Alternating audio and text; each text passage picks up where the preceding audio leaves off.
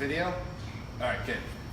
Alright guys, today we have a K&N air filter we're going to talk about. A lot of people use these because they flow better, they require fewer replacement intervals, but the most common thing people overlook with K&N air filters is that you have to clean them and service them.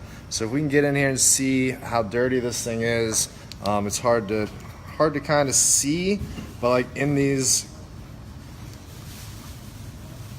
the grooves, basically just, you know, the stuff, it's filtering the air and it's building up. Let's see if we can just bang it real quick and see how much, you can see just how much dirt is being collected, and this thing needs to be serviced very, very regularly.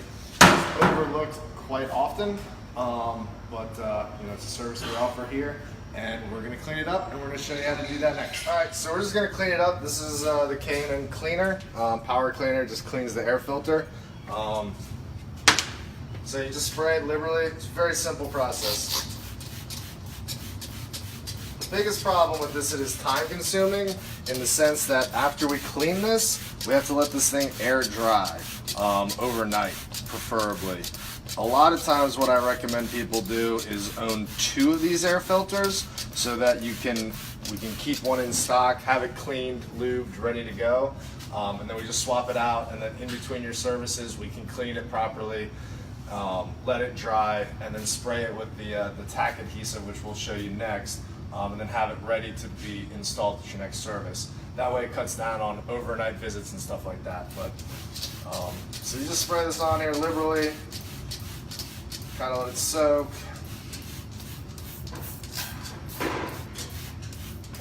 Do its thing. You don't come and watch all the dirt that comes out of this. It's pretty impressive.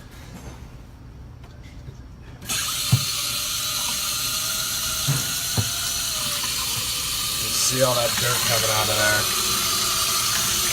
There's mud water.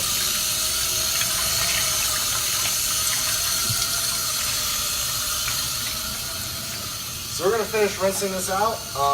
We're going to let it air dry overnight, and then tomorrow we'll spray it with the tack adhesive, and we'll let that dry, and we'll show you how to do that as well, and then we'll reinstall this. It's ready to go.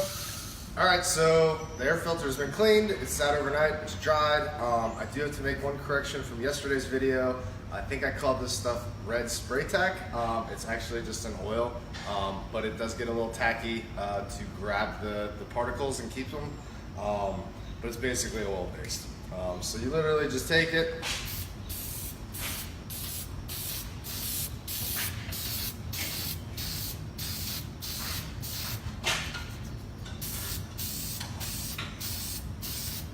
spray it on there evenly. Try to get it down in the grooves some.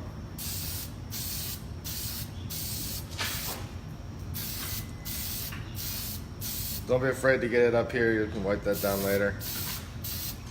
One thing is though, you don't want to put too much of this on here, because what can happen is it can get sucked down the intake tube, and then it'll get on the mass airflow sensor and it'll cause actual drivability problems. So just the right amount, not too much, not too little, and then again you're going to let this dry for a little while to make sure it's good. And some of them have cones in the front, sometimes they're just flat. Make sure if you do have the cone in the middle, obviously get the inside. That's it. Thanks guys.